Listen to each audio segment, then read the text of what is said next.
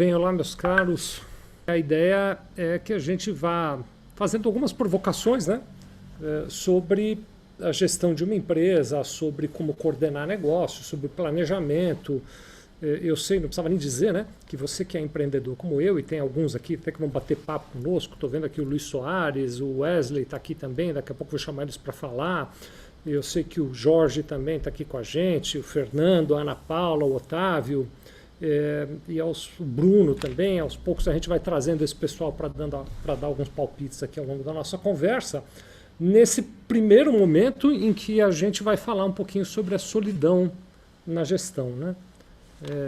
Gozado, eu acho que você que é empreendedor, e vocês todos que estão comigo aqui hoje, em mais de um momento já devem ou ter ouvido falar ou ter vivenciado essa sensação de solidão da gestão, né? Ela pode se manifestar de várias maneiras diferentes, né?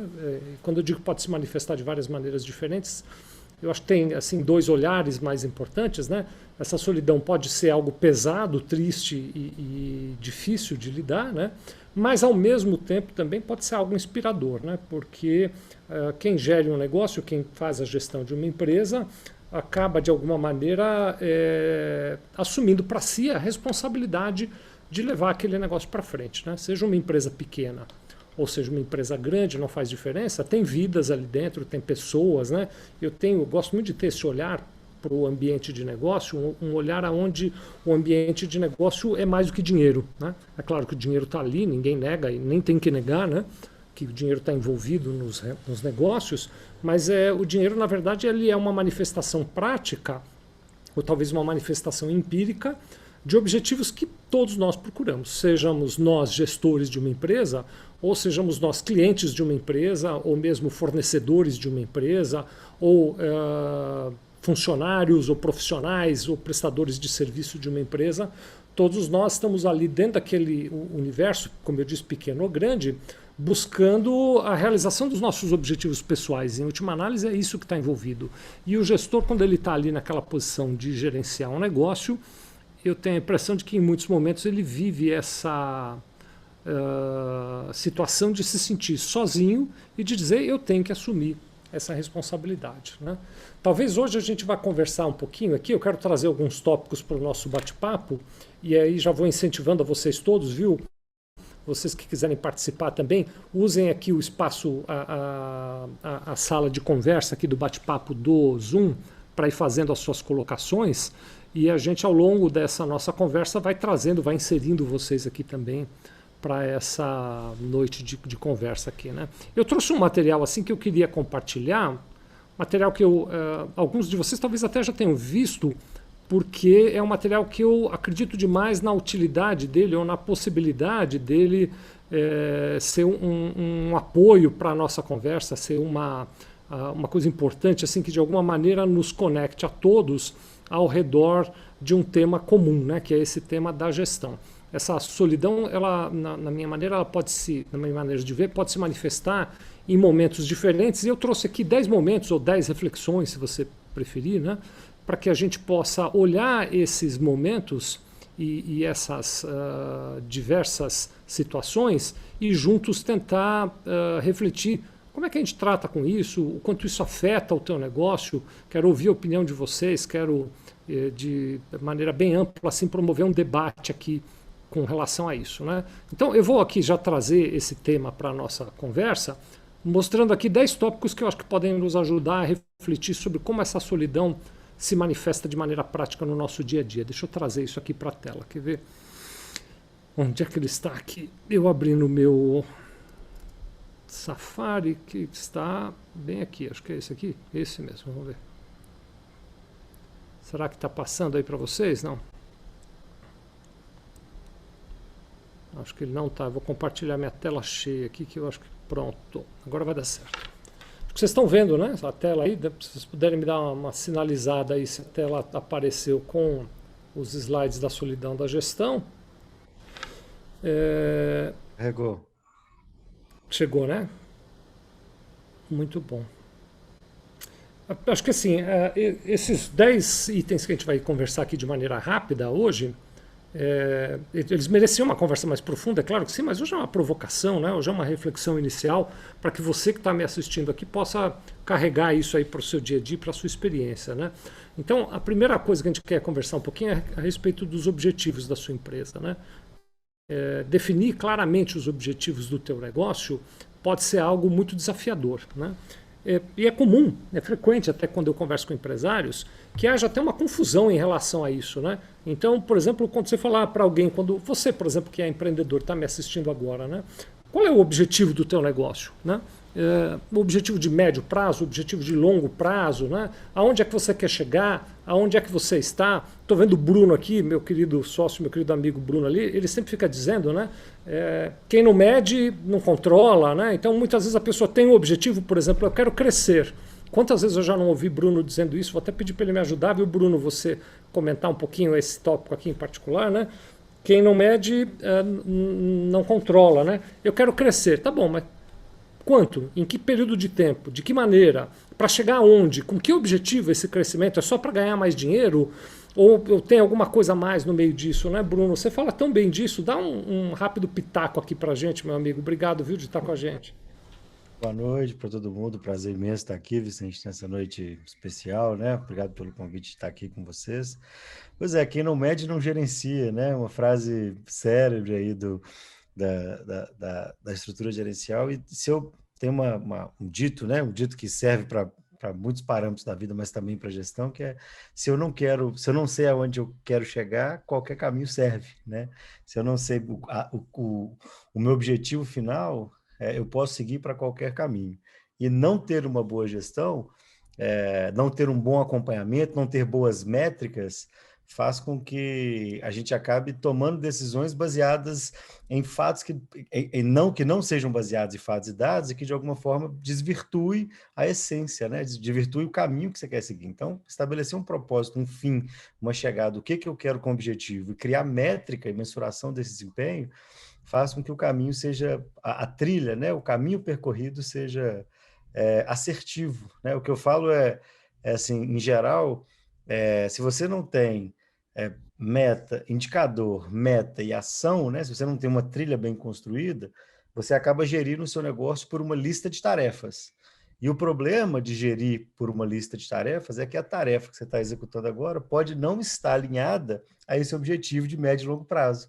E aí você está atrasando, né? Retardando esse objetivo. Acho que essa é a reflexão principal desse ponto, né?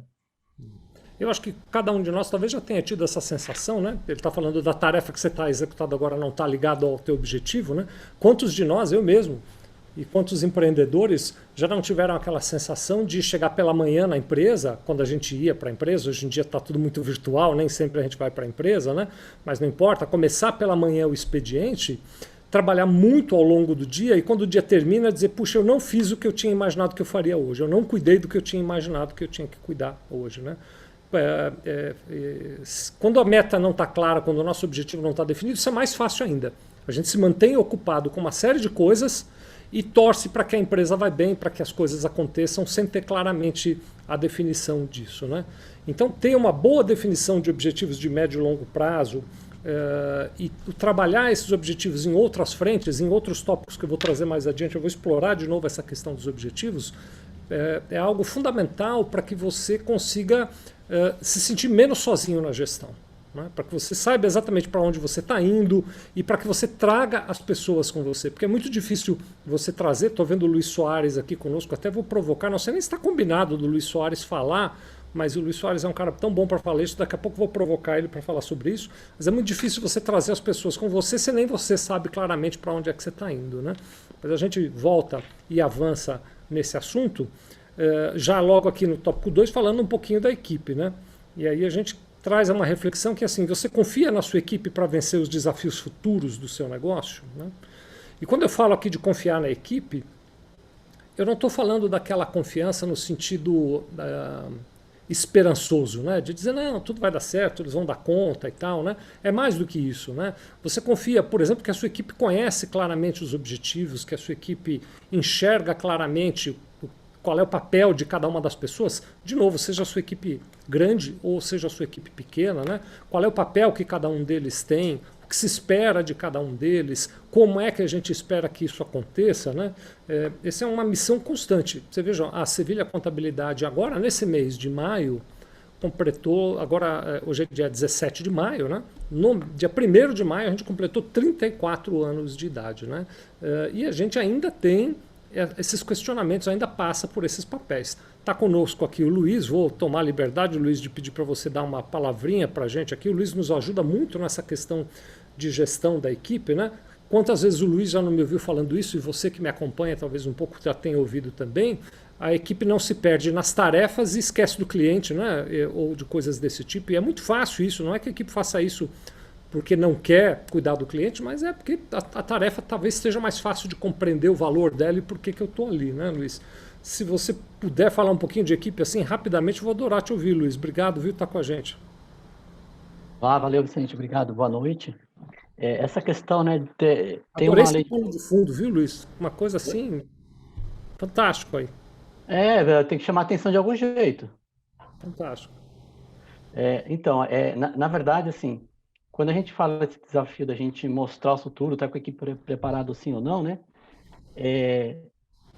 Eu sempre falo, né? Eu sou de RH, mas todo empresário experimenta isso. Gerir processo é fácil, gerir pessoas é que é o problema. Então, para a gente gerir máquina, manutenção, gerir processo, criar programas, ok. Mas estimular as pessoas para que cheguem e sigam aquilo que a gente estipulou que é difícil. E eu bato há anos que o grande problema ainda em qualquer organização, no mundo, eu não falo aqui no Brasil, no mundo é a tal da comunicação. Eu não falo meus objetivos, mas ainda assim espero que as pessoas os atinjam. Né? É muito comum, né? Por exemplo, às vezes a gente vê problemas de família para o problema de comunicação. Um tinha expectativa de que o outro fizesse alguma coisa que não fez e aí deu problema. Então, essa questão de que a gente tem batido muito na Sevilha, né? Ajuste de expectativa. Né? Isso começa desde quando eu chamo alguém para trabalhar comigo. Um recrutamento, não interessa se é esposa, filho, pai, mãe, não interessa.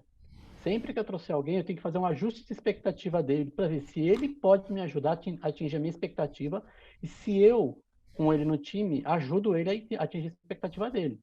Né? Então, é isso que a gente tem que procurar fazer, alinhar as expectativas para que todos vão no mesmo sentido. Muito bom, Luiz. Obrigado, viu, pela tua colaboração. Lembrando, você que está aqui com a gente, né? Está aberto aí, você pode fazer os seus comentários pelo bate-papo, né? Tem aqui o canalzinho do bate-papo e a gente já vai pegando ali as contribuições de todo mundo, né? Bom, muito bem. Um ponto a mais aqui para a gente trazer para a nossa reflexão, e a gente vai voltar, viu, Luiz, nessa coisa de comunicação. Obrigado pela tua ajuda, mas a gente tem até mais uma visão sobre isso aqui, né? É falar de um aspecto muito importante, que é a questão de marketing, né? Então, será que a sua empresa tem uma visão e um plano de marketing que está alinhado com seu público-alvo e com seus objetivos estratégicos, né? Esse é um desafio muito, muito grande, porque, de uma maneira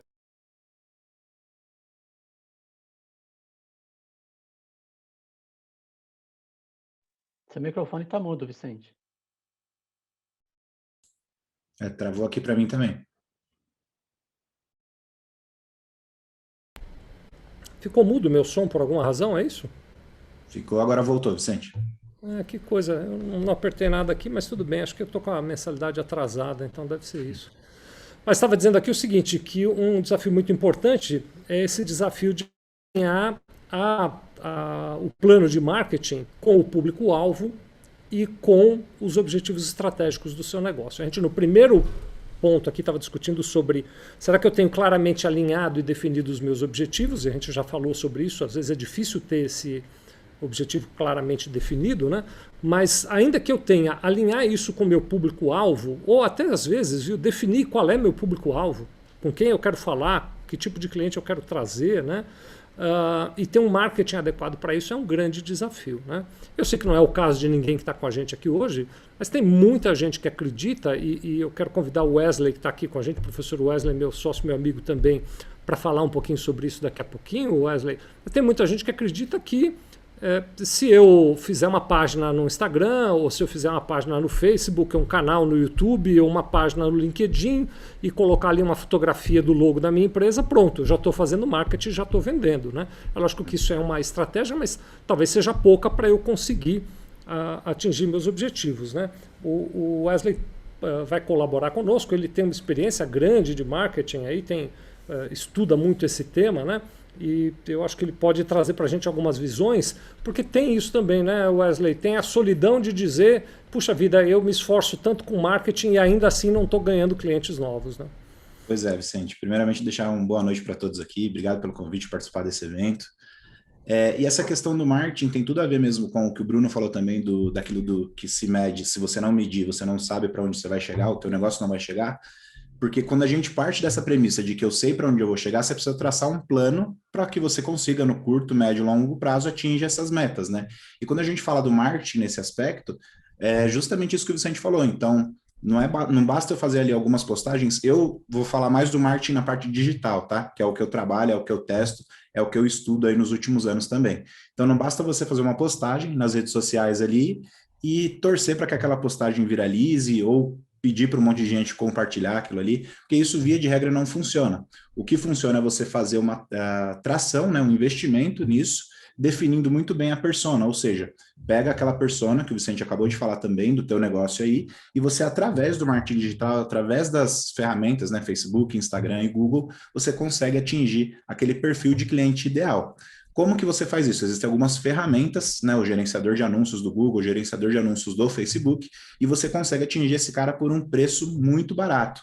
É claro que se você fizer da forma errada, vai atingir o público errado e esse barato pode sair caro. Então precisa ter estratégia e precisa ter o domínio dessas ferramentas também, Vicente. Não é uma matéria fácil discutir isso aqui com os empresários, até porque... rápido, né? Pois é, não é tão simples de resolver isso, de fazer isso dessa forma, não é 3, 4 botões que você aperta, mas é uma iniciativa que vocês têm que ver, estratégica para o negócio de vocês, né? Porque o que eu vejo também, Vicente, é alguns empresários ainda olhando para o marketing como uma despesa, né? Tipo, eu vou colocar ali um valor mensal e se virar alguma coisa, tudo bem, se não virar, foi um gasto que eu tive, porém que não mexeu no meu orçamento. Primeira visão que você tem que ter é que o marketing é um investimento, né? É como se fosse um vendedor externo, trazendo clientes para sua empresa, se isso for feito da forma correta. Então, o primeiro passo é alinhar esse objetivo, entender que investir em marketing é necessário, é como se você tiver um vendedor ali externo, trabalhando, trazendo clientes para o seu negócio todos os dias, 24 horas por dia, não é das 8 às 6, e, enfim, no longo prazo isso tende a dar muito bom e trazer bons resultados para a sua empresa. Muito bem. Então, acho que assim, um ponto importante é que as coisas elas vão se conectando, né? Então, eu defino um objetivo, eu alinho minha equipe com esse objetivo, eu alinho as minhas estratégias de marketing para esse objetivo também, né? Mas adiante um pouquinho, até eu quero dar uma repassada com vocês do conteúdo da jornada que a gente terá essa semana, porque nós vamos voltar, hoje é um aquecimento aqui, nós estamos nos aquecendo, não? Nós vamos voltar a falar de cada um desses temas para trazer maior robustez para esses assuntos, né? Outro aspecto fundamental e importantíssimo é a questão dos controles financeiros de uma empresa, né? A gente aqui está com uma pergunta na tela que é: você confia nos seus controles financeiros para gerir a sua empresa nos próximos 12 meses, né? Há algum tempo atrás a gente pensava assim num plano, num orçamento financeiro de 5 anos, né? A gente está falando de 12 meses aqui, já é até ousado, porque muitas empresas nem têm, e é uma pena dizer isso, mas é fato, muitas empresas nem têm um controle financeiro suficiente para 12 meses, né? E a solidão da gestão acaba se manifestando no problema de caixa, né? Eu não tenho caixa, como é que eu faço? E aquele desespero, de onde eu vou arrumar dinheiro, né? E quantas vezes a gente não vê empresários em momentos de apuro porque o caixa não está bem controlado, né? É óbvio que o problema de caixa é um problema importante, mas ele é uma manifestação de uma dificuldade de planejamento.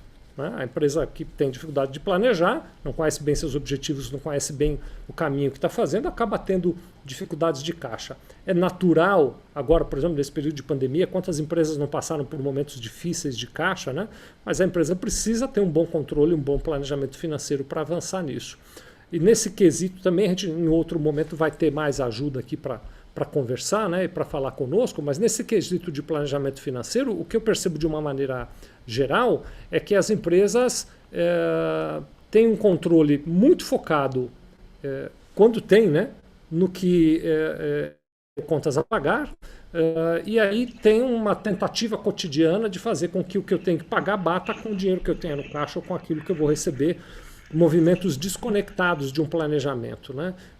Na recomendação, toda empresa tenha um modelo de gestão financeira bem maduro, um modelo de gestão financeira que funcione com pilares importantes, não apenas para tomada de decisão, mas para alavancar o negócio das empresas, né? Eu vejo com frequência, e vou fazer esse rápido comentário, uma provocação mesmo, né?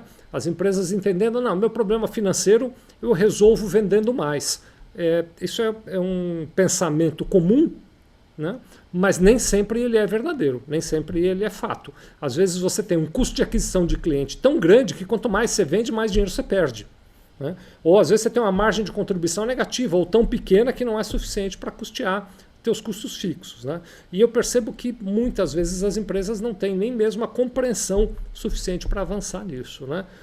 O empreendedor, de uma maneira geral, isso não é de maneira alguma uma crítica, não, porque eu também, num outro momento, conto a minha história para vocês, eu também já passei por vários perrengues em todas essas situações aí, né?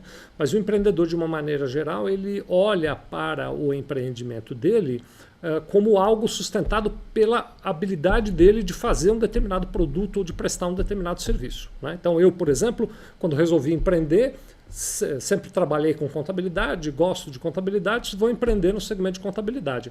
E eu tinha na minha cabeça a imagem de que conhecer contabilidade é tudo que eu preciso para fazer meu negócio dar certo.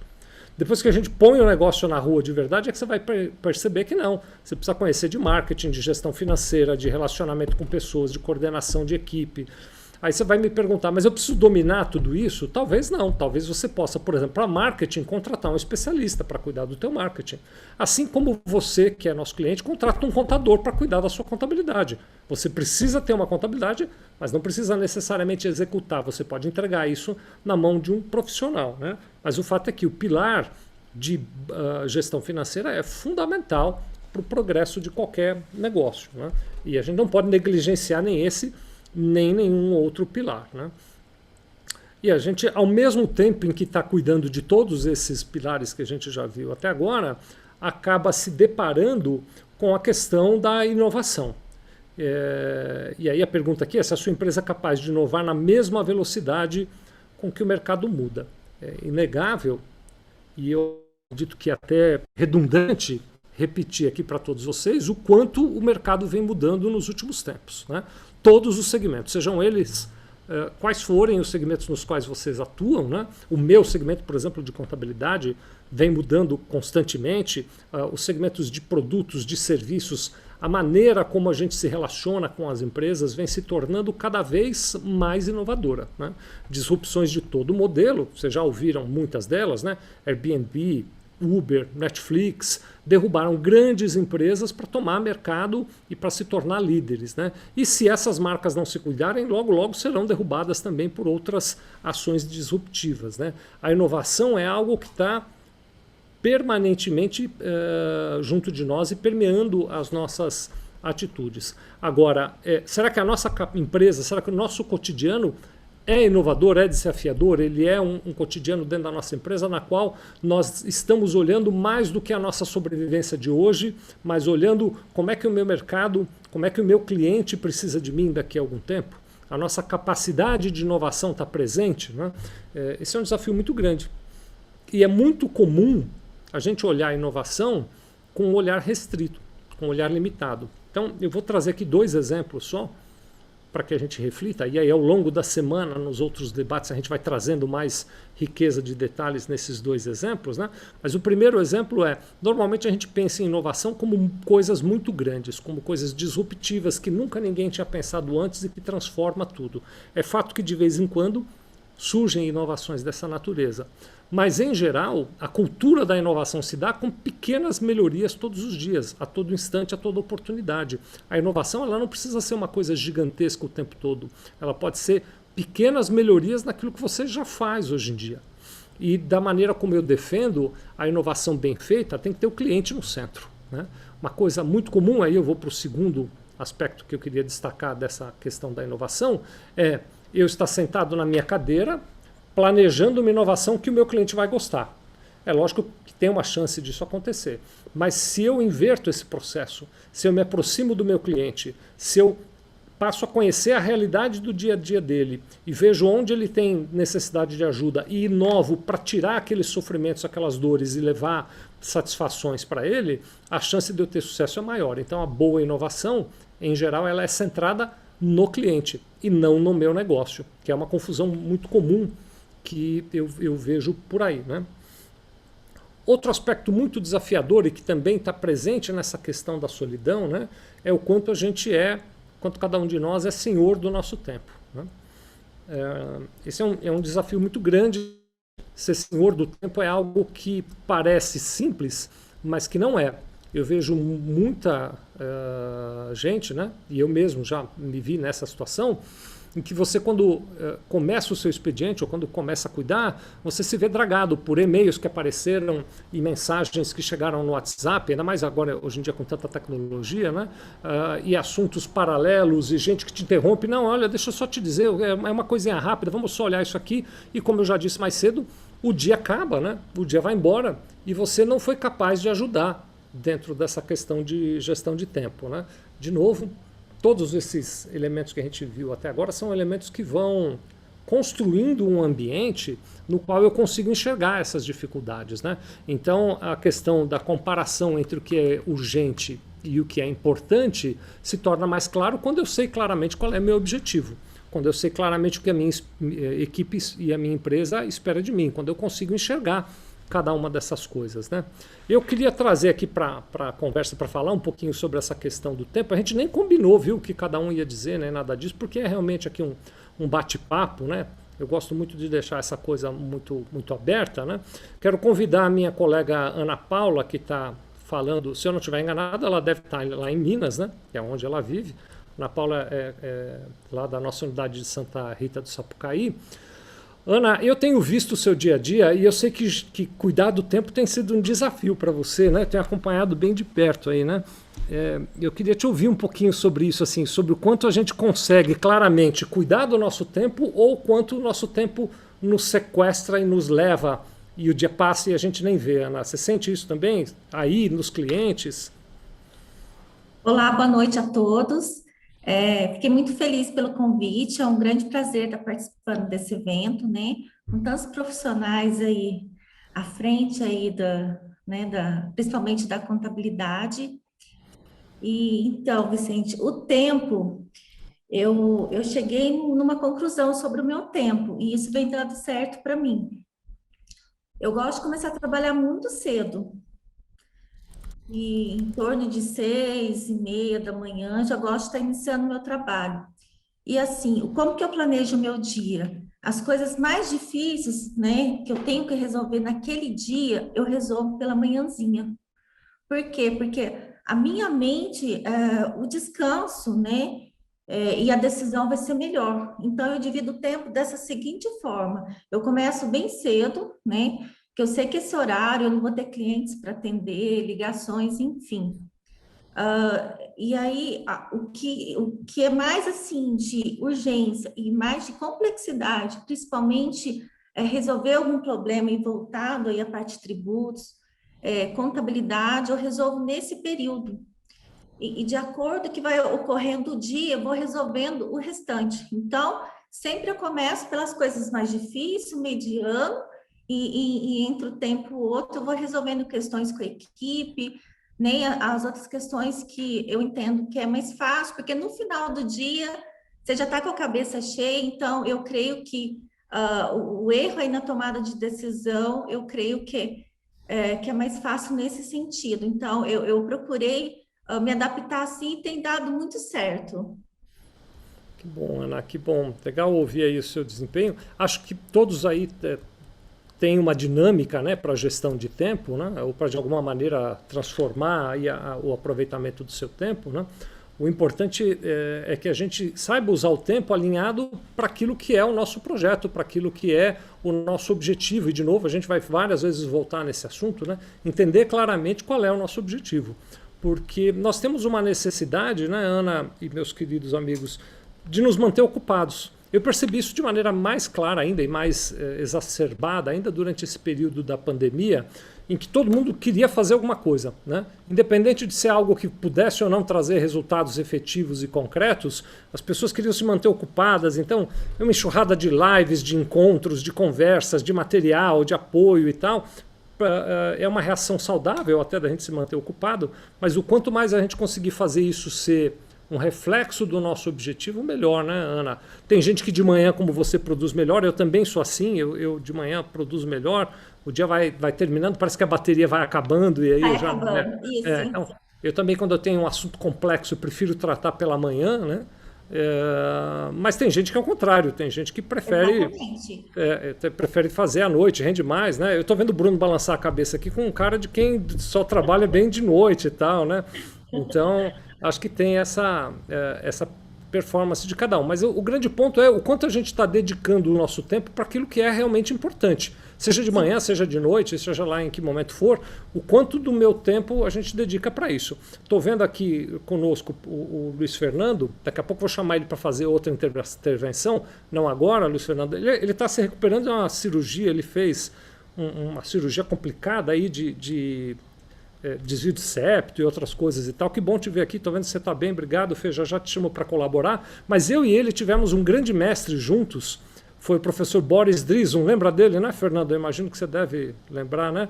E ele ensinou para nós dois isso ao longo do dia, para a gente constantemente parar e refletir um pouquinho. Será que eu estou fazendo agora o que eu devia estar fazendo de verdade? Será que eu estou fazendo aquilo que é mais importante para mim, para o meu negócio, para a minha família, para as pessoas que dependem de mim, né? Especialmente um gestor tem que ter essa responsabilidade muito clara, muito bem definida em relação a isso, né?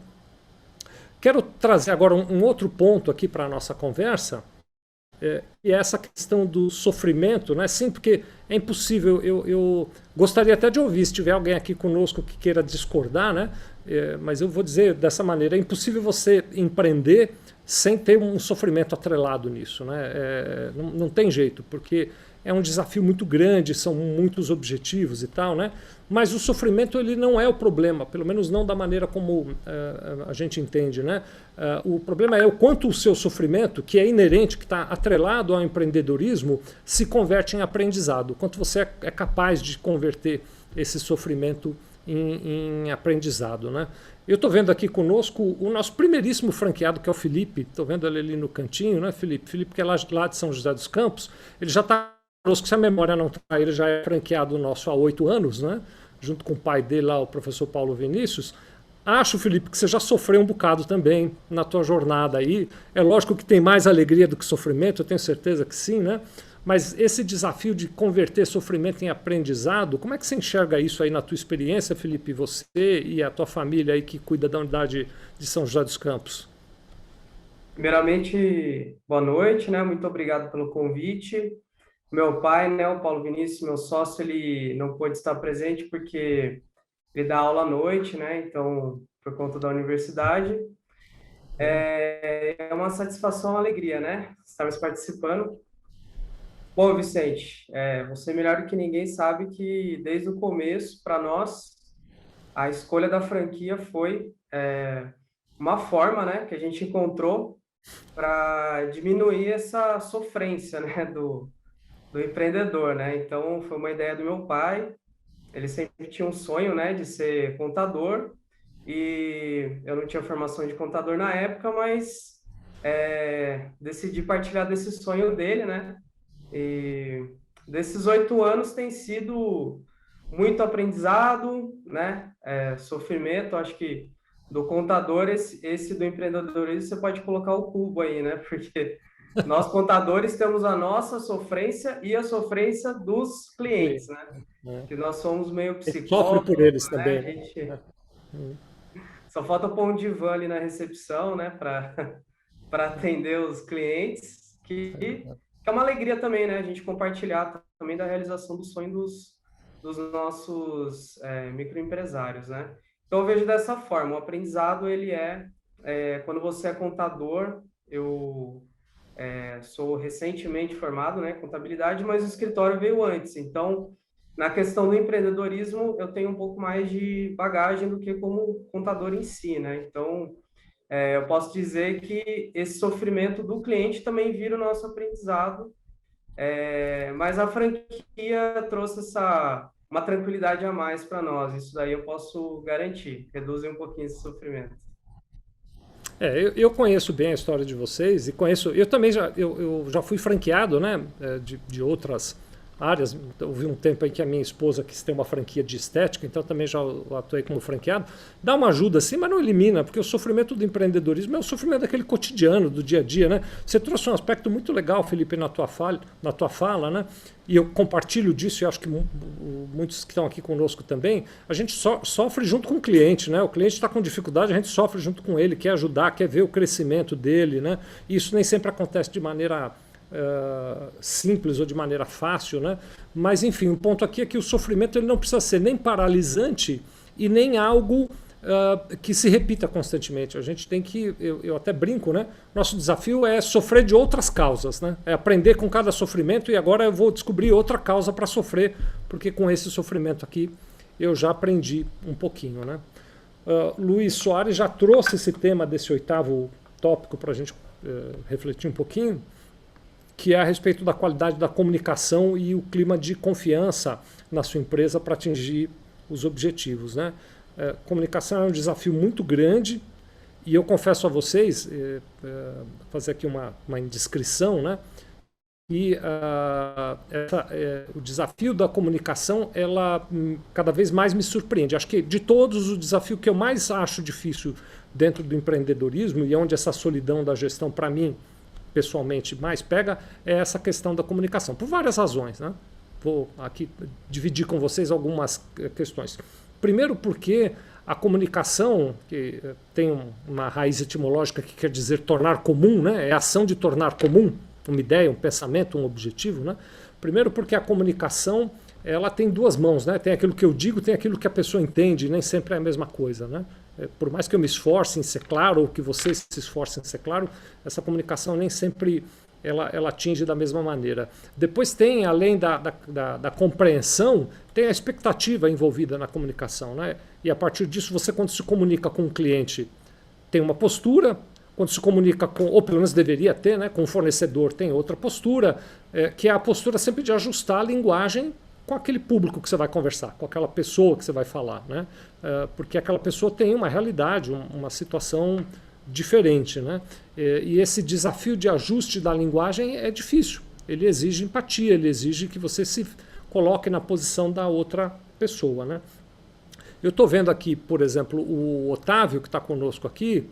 O Otávio também é franqueado nosso lá da Moca, né? O Otávio mesmo, esses dias, aliás, estou devendo a gente ter essa conversa mais longa, né? Otávio me procurou para dizer, Vicente, vamos conversar um pouquinho, a gente tem que ajustar algumas coisas de comunicação e tal. Queria te ouvir um pouquinho, Otávio, sobre como você tem lidado com esse desafio de comunicação, tanto com seus clientes aí, quanto com seus fornecedores, parceiros de negócios, funcionários e tal. Como é que você tem olhado o desafio da comunicação no teu negócio, Otávio? Boa noite, pessoal. Boa noite, Vicente. Primeiramente, um prazer ser convidado e estar partilhando desse dia aí, essa noite de aprendizados e troca de experiências aí com todos vocês. Verdade, a gente está para bater um papo sobre isso e exatamente, eu acho assim, o que eu sempre costumo falar quando eu estou conversando com clientes e quando eles têm essa questão. Se o objetivo está partilhado entre a equipe, todos remam na mesma direção, o esforço geral é menor para você conseguir atingir o objetivo. Agora, a partir de um momento que você tem uma equipe de 2, 5, 10 pessoas e cada um rema numa direção, a força que cada um tem que fazer é muito grande e muito provavelmente você não chega no seu objetivo final. Então, é muito importante essa boa comunicação, alinhar bem os objetivos para, no final, todos chegarem num ponto em comum que todos desejam. Isso é um desafio grande, né, Otávio? Em qualquer organização, de novo, pequena ou grande. Eu não lembro se foi o Luiz Soares que falou disso, né? Às vezes a gente traz para a empresa, é comum, muito comum. Você traz um parente, eu, por exemplo, tenho um filho que trabalha comigo aí na Sevilha, né? Então a gente tem, eventualmente, até um parente, e é um desafio até com um parente, com um filho, uma esposa, um marido, se comunicar, porque é outro tipo de comunicação, né? Esse ajuste é um ajuste fino muito importante e que acaba sendo um objeto de muita atenção para todos, né? Essa, talvez, questão de comunicação e outra questão que eu estou trazendo agora, que é a questão do ego, né, atrapalham bastante. Então, você percebe em sua empresa conflitos de ego que podem afetar o bom desempenho? Esse conflito de ego ele pode ter um olhar básico, né, dizer, não, então eu e meu sócio temos alguma dificuldade, mas é mais do que isso, né, porque às vezes tem conflito de ego, eu já vi isso, entre o cliente e o fornecedor, entre um funcionário e a empresa, entre um prestador de serviço e a empresa, né? Essa questão dos conflitos de ego é muito importante. Estou vendo aqui até o Luiz Soares lá com a mãozinha levantada. Luiz, queria mesmo te ouvir a respeito disso, mas quero depois também pedir para o Luiz Fernando, meu querido Luiz Fernando, contar para a gente como é que você está e também falar um pouco disso, viu, Luiz? Você que estou chamando o Luiz Fernando aqui porque assim, o Luiz Fernando é o cara na Sevilha que eu chamo quando eu vejo dificuldades de comunicação e tal, porque eu acho que ele tem essa capacidade de se comunicar bem, né? Então eu quero ouvi-lo sobre comunicação e ego daqui a pouquinho, mas primeiro, Luiz, você que tinha levantado a mão, por favor. Oi, eu queria dizer, Vicente, assim, que a comunicação, via de regra, ela tem que ser uma mão dupla, né? E ainda hoje, o que a gente vê em pequena, média, grande empresa, eu tive a oportunidade de atuar em algumas empresas internacionais, e a gente vê até em outros países, uma comunicação de cima para baixo apenas, né? E quando muito, tem uma pesquisa de clima para ouvir a comunicação de baixo para cima, né? E quando a comunicação vem muito diferente do que a alta cúpula pensa, eles simplesmente desconsideram. É uma experiência que eu tenho aí mais de 30 anos atuando em RH e vendo esse tipo de coisa. Entendi. Muito bom. Obrigado, viu, Luiz? O outro Luiz agora, o Luiz Fernando. E aí, Fê, como você tá, cara? Tá se recuperando bem? Não, eu tô me recuperando bem, mas pra falar que tá meio complicado ainda, né? 40 Mas eu minutinhos. falo devagarzinho. Tá, Devagarzinho dá pra falar. Então, mas essa questão de comunicação, de conflito que a gente tá falando aí, Vicente, nós temos que usar o que você falou, da empatia, né? Sempre é bom a gente se colocar no lugar dos outros para entender qual é o problema deles e tudo mais, né? O que a gente vê também, não só em várias empresas, é que as pessoas, às vezes, estão sentadas... Agora não, agora tá com a pandemia, tá cada um na sua casa, cada mão do WhatsApp e tudo mais, né? Até pouco tempo atrás, um estava sentado do lado do outro e não conversava. Mandava um e-mail pro cara que estava do lado dele.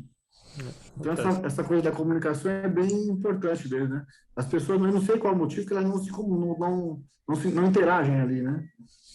Então, uma das coisas que eu tenho feito lá na Sevilha, nesse tempo que eu estou lá também, é tentar falar para as pessoas se comunicarem mais assim.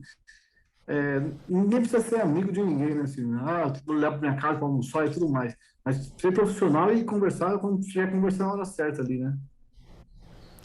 Muito bom, Fê. Obrigado pela tua ajuda, né? Então, essa questão de pessoas, né? Voltando no que a gente fala com o Luiz ali, um minutinho só, Bruno, é fundamental, né? Gerir pessoas, talvez seja, como o Luiz falou, um grande desafio. Para mim, pelo menos, eu penso que é um desafio muito grande. Eu tenho muito ainda o que melhorar e aprender nisso. Bruno, foi você que chamou, né, querido? Foi, falar um pouquinho sobre essa questão da comunicação, um facilitador do processo de comunicação empresarial, voltando lá no tópico 1, é uma boa construção de parâmetros objetivos, né? Porque quando você cria uma estrutura objetiva dentro da empresa, então quando você cria número, quando você cria uma estrutura gerencial amadurecida baseada em fato e dado, o processo de comunicação fica mais fácil. Então, é mais fácil você, tanto de cima para baixo como de baixo para cima, como o Luiz Soares falou muito bem, é muito mais fácil você partir de um parâmetro objetivo para se comunicar do que do empirismo, né? Então, o que a gente vê muito nas empresas, eu até falo isso bastante, é o conceito de muito e pouco. Isso aí é muito difícil, isso demora muito tempo, eu tive uma atividade muito longa. E quando você constrói os parâmetros objetivos, dá um número, isso aqui eu quero aumentar em 10% e aumentou 6,35%, então, peraí, falta 4%. Então, criar parâmetros diretos, né, objetivar, né, criar o fator, ajuda muito no processo de comunicação, até para você saber quem eventualmente promover esse funcionário, para você diminuir essa questão da insatisfação em relação a uma ação. Quando você tem como base decisório fato e dado, auxilia o processo de comunicação. Então, existem diversos processos de comunicação ou caminhos para a comunicação empresarial, né? Isso é um fator importante, achei relevante. Obrigado, Bruno. Dar essa pitada aqui. Você tem toda a razão mesmo. A comunicação ela é algo que é subjetivo, mas dados objetivos ajudam na fluição da conversa, né? E até mesmo num fluxo, como o Luiz Soares trouxe aqui para os dois lados, né? Muito bem. E agora, na minha opinião, é o desafio maior também, né, do ponto de vista do empreendedor, conseguir ajustar a sua visão para isso, que é o quanto a empresa compreende e conhece claramente as necessidades dos seus clientes. Em geral, as empresas, os empresários, os gestores conhecem muito bem as suas próprias necessidades, conhecem muito claramente as suas próprias necessidades. E é frequente e muito fácil até se esquecer de incluir os clientes nisso. As necessidades dos clientes nisso. Eu até vi um comentário aqui do Luiz Fernando e até pedi para ele falar mais, mas ele está com dificuldade de falar. Vou só ler o comentário dele aqui, que eu acho que por si só já se explica, né? Precisamos mudar o nosso modelo mental de eu vendo e produzo isso para eu quero resolver esse problema para os meus clientes, né? Enxergar claramente quais são esses problemas que os meus clientes têm e como é que eu posso ajudar. E isso tem uma postura até que depois acaba virando cultura na empresa, né? De eu estou aqui para ajudar meu cliente, né? Os processos, é uma preocupação muito grande que eu tenho, que os processos se tornem maiores do que o cliente. Então eu tenho que fazer isso, tenho que fazer isso, tenho que fazer aquilo, portanto não posso ajudar meu cliente, né? A gente se confunde, é muito fácil se confundir, né? Os processos eles têm que, na verdade, ser meios de simplificar meu cotidiano para que eu tenha mais tempo de ajudar meu cliente, para que eu possa estar mais perto do cliente naquilo que é o objetivo e a meta do meu negócio, né? Bom, muito bem. Eu queria só, antes de prosseguir aqui, tem uma continuação bem rápida para fazer, mas eu queria relembrar vocês do conteúdo, né? A gente ainda hoje aqui vai falar um pouquinho sobre benchmarking, né? Sobre a falta de oportunidade de aprender com outras empresas, pois amanhã a gente volta, e aí amanhã nós temos um conteúdo primeiro que é para falar sobre imersão em vendas, que é o desejo de vender mais produtos ou serviços. A gente vai explorar um pouquinho isso com outros especialistas, né? Em cada uma dessas temáticas tem um especialista diferente que vai estar com a gente, né? Depois nós temos os atalhos para redução de custos amanhã ainda, a gente vai falar um pouquinho sobre isso. Tem aqui uns sorteios de brindes também no final de cada dia, então hoje a gente ainda também vai ter um pouquinho desses sorteios. Na quarta-feira a gente volta para falar sobre finanças em foco, o desejo de controlar melhor as suas finanças. E ainda na segunda metade da conversa, para falar sobre liderança de alto desempenho, o desejo de gerir melhor as suas pessoas, né? Na quinta-feira, nós vamos ter como tema branding e marketing estratégico, o desejo de melhorar as suas ações de marketing. E depois, ainda na quinta, a requalificação da equipe, que é um desafio também, né? O desejo de requalificar, de reskilling, muita gente chama, né? Para a sua equipe. E na sexta-feira, para fechar com a chave de ouro, a gente tem um primeiro tema que é alcançando o futuro, o desejo de ter um planejamento estratégico organizado e amplo, e depois tecnologia como aliada, o desejo de usar mais e melhor os elementos de tecnologia. Então eu quis deixar assim registrado aqui essa continuidade, né?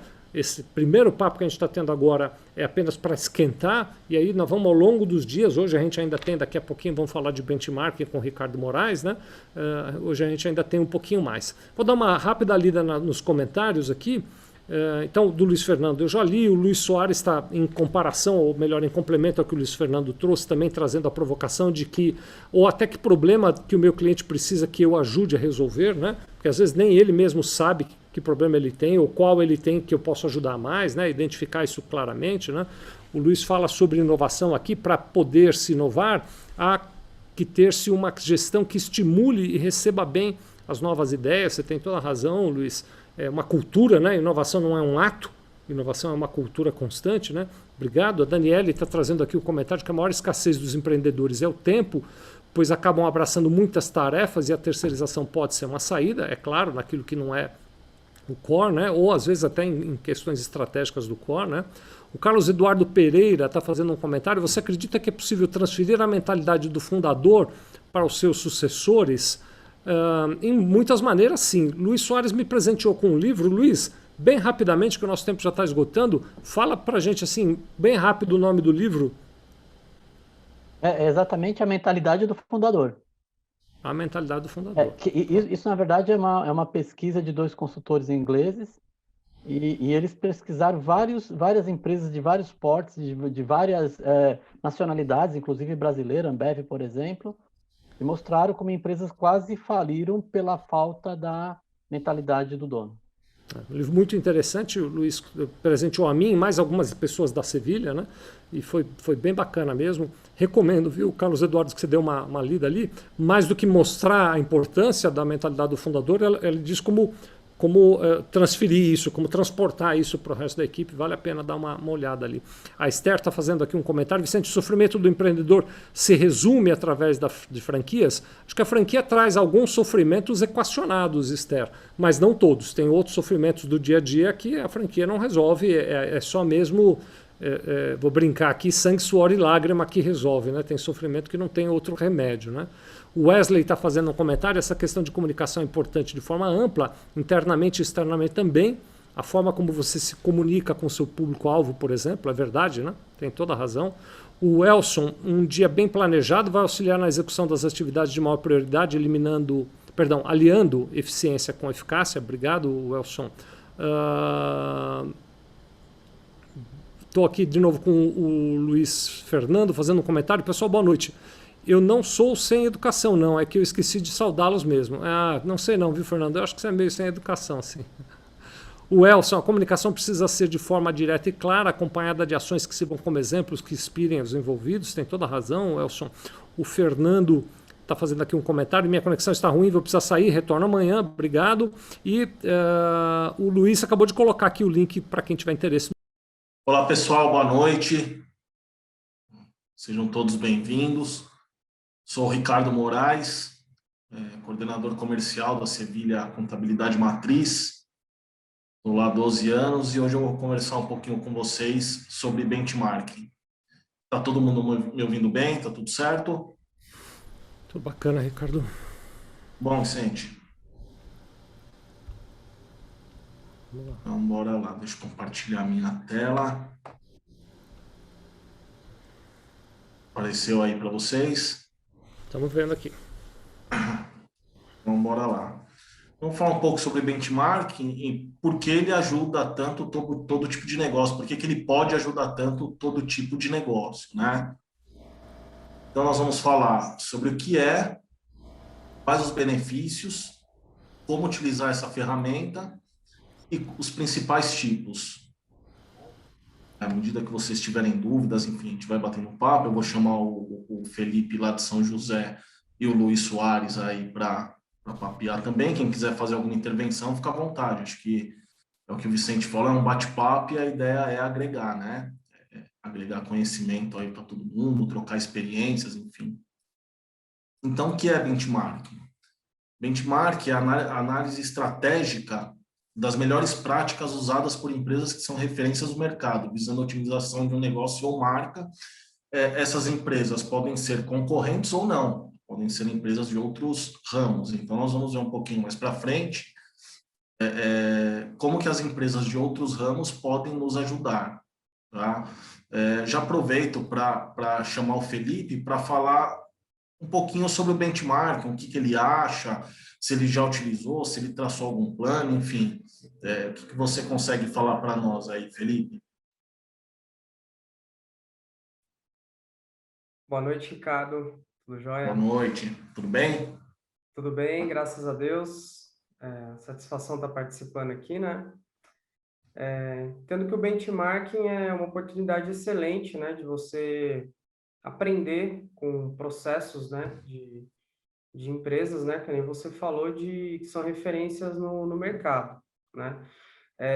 Da minha experiência, acho que o que eu tenho mais assim marcante, né, recentemente foi nós fizemos uma imersão, o Vicente promoveu, né, na Flórida um curso, onde nós tivemos a oportunidade de visitar os bastidores da Disney.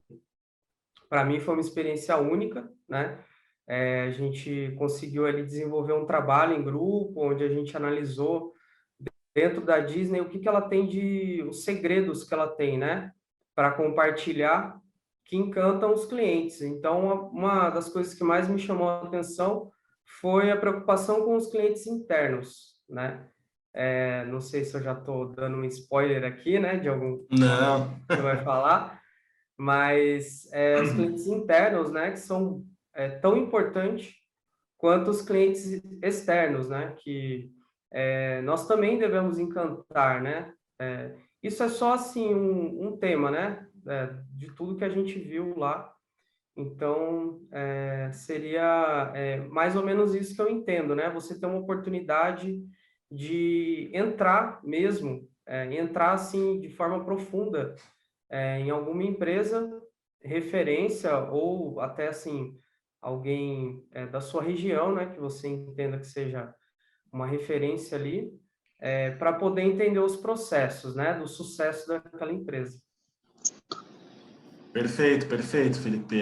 Realmente foi uma imersão, né? Eu tive a oportunidade de participar, não no mesmo, mas depois. E até falando um pouquinho mais sobre o benchmarking, tem muita gente que vê o benchmark não como algo negativo, mas às vezes como algo antiético, algo, de certo modo, até perigoso, e não é. O benchmark é uma troca de experiências, é analisar as práticas de outras empresas, e isso eu tenho colegas que têm escritórios de contabilidade, nós já fizemos benchmark. Então, você fala um pouco sobre o seu dia a dia, ele fala um pouco sobre o dia a dia dele, dores, enfim, sucessos, vitórias, e aí você monta um plano de ação, a gente vai ver um pouquinho mais lá na frente, mas ele não é algo negativo, ele não é algo antiético, é um bate-papo entre empresários, tá? É algo que só tem a agregar. Então, acho legal descolar um pouco essa visão que é algo não muito ético, que é algo que não é legal, que pode ser que a pessoa não goste, porque é algo que faz todo sentido. Eu acho que o mundo empresarial é feito com base em estratégias, né? E o benchmarking é uma delas. Então, acho que a gente tem que ter essa visão que é uma das estratégias que pode ajudar demais os empresários e as empresas. Vamos falar um pouquinho sobre os benefícios do benchmark. Você adquire novas referências de empresas que atuam no mesmo ramo que o seu. Você conhece melhor essas empresas, você consegue mapear a concorrência, você consegue mapear o que a concorrência utiliza e pode ser bom para você. Então, esse é um ponto que eu considerei muito relevante quando eu estava montando aqui a apresentação para vocês. Você consegue conhecer melhor o mercado que você atua, então, novidades, enfim, dificuldades, você, utilizando até a palavra estava trocando com o Felipe aqui, você tem uma imersão no mercado, né? Então, você consegue conhecer a fundo o mercado que você atua. Você descobre práticas de sucesso das empresas, tem o conhecimento sobre determinado assunto, então, de repente, você tem uma das dores é a gestão de pessoas, por exemplo, e fazendo benchmarking, você consegue mapear empresas que tiveram sucesso nesse assunto, né? Então, você consegue descobrir meio que a fórmula do sucesso em determinadas situações. Então, ajuda bastante também. Você avalia a abordagem atual das suas ferramentas, identifica quais áreas precisam de mudanças e melhorias. Também é um ponto que chama atenção, é um ponto que pode auxiliar bastante aí nas estratégias para o sucesso da sua empresa. O que você pensa sobre esses pontos, Luiz Soares? Você acha que merece algum comentário um pouco mais relevante? Então, o benchmark é uma coisa bastante já antiga, não é incomum. Bastante conhecido na área de RH é a pesquisa salarial, que todo mundo aqui deve ter ouvido falar, que o RH faz pesquisa salarial, as consultorias fazem pesquisa salarial. Nada mais eu estou fazendo do que verificar quem é o benchmark em termos de salário, remuneração, no caso, salários e benefícios, no mercado para que eu possa ter alguma coisa próxima, parecida, uma média, né? Então, como o Ricardo disse, o benchmark não é nada antiético, nada disso. É uma prática comum.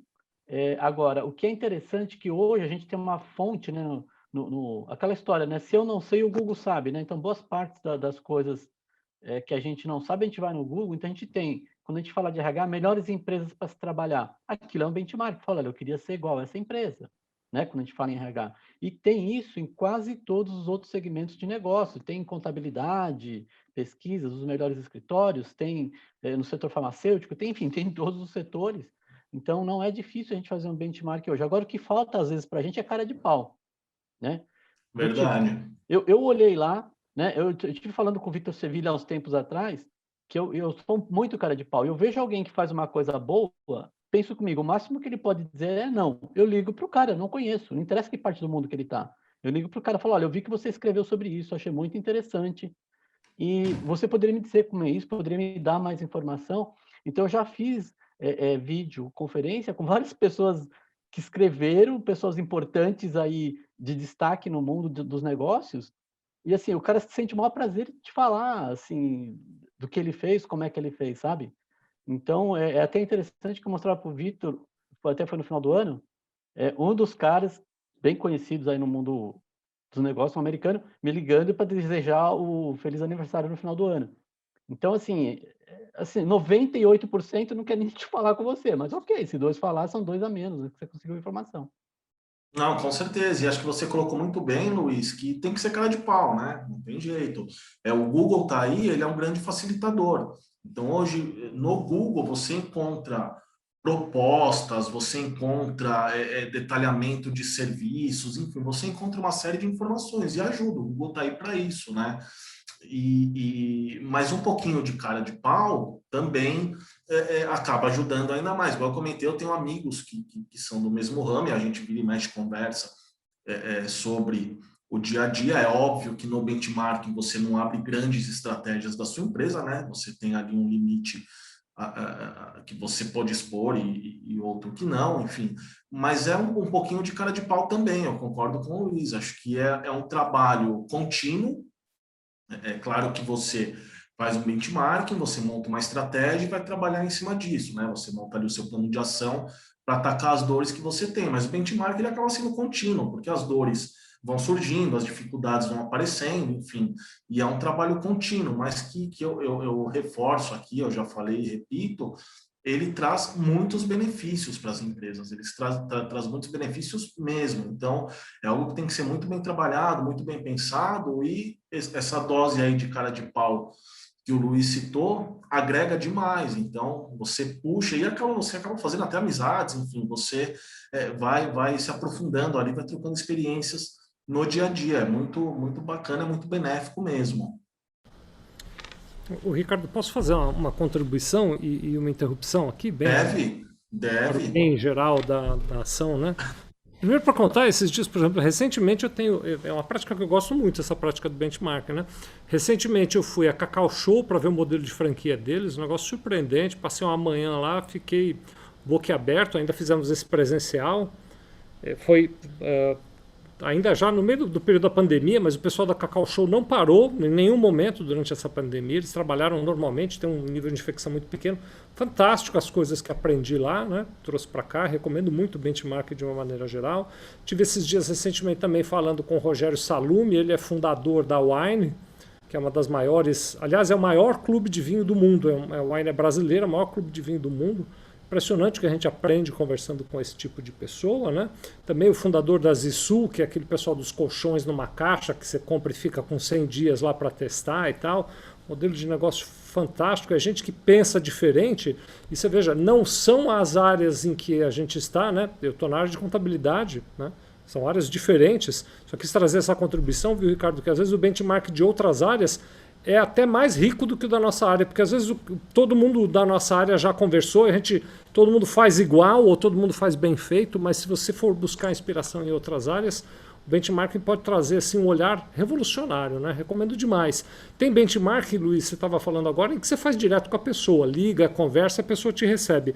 Mas tem muito conteúdo disponível para benchmarking na própria internet. As empresas dando depoimento, palestras, entrevistas de como fazem, né? E é sempre muito legal ouvir isso. Eu, por exemplo, gosto muito dos conteúdos do Sebrae, recomendo a vocês que acompanhem, sempre tem empresário falando no Sebrae, sempre tem, vale a pena ver os benchmarks de lá, e também os conteúdos do CIEE. O CIEE é um lugar que eu frequento, ciee.org.br, é o Centro de Integração Empresa-Escola.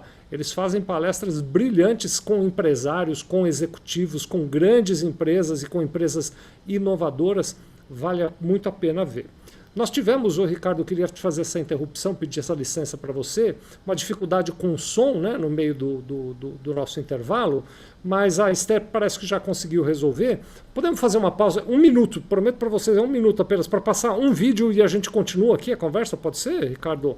Combinado. Então, deixa a Esther assumir o compartilhamento de tela, ela vai passar um vídeo de 1 minuto e o tema do vídeo é de um dos nossos clientes. Então, assistam aí e a gente continua a conversa já.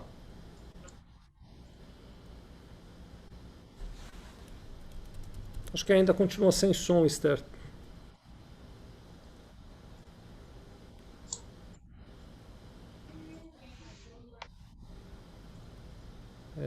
Acho que não funcionou, não. Deixa eu tentar, Esther, eu tenho esse vídeo aqui. Deixa eu tentar passar ele. Tudo bem? Eu sou o Hélio, um dos fundadores da fábrica de cerveja Princesa. Hoje eu vim aqui apresentar para vocês as nossas princesas.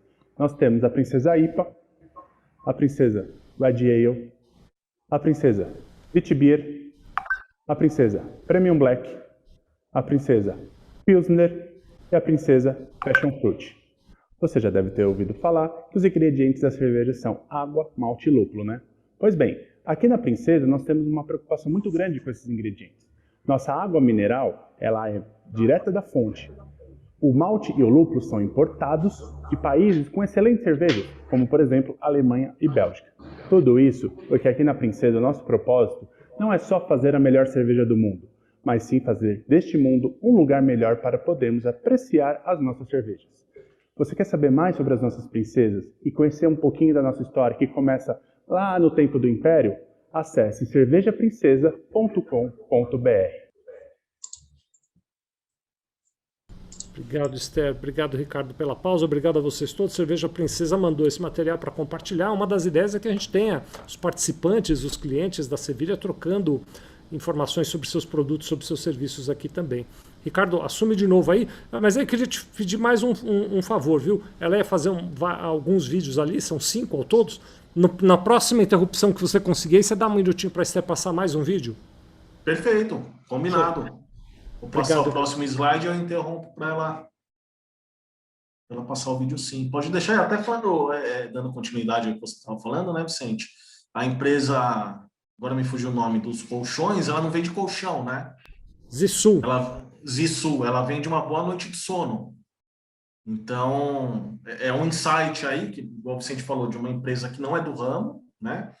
E que com certeza tem contribuições também, então vale a pena, a gente vai ver lá nos tipos de benchmarking que tem benchmark voltado para não concorrentes, é justamente isso, é buscar insights para ajustar aí as estratégias bem colocada, do dia a dia. viu, a sua observação, Ricardo.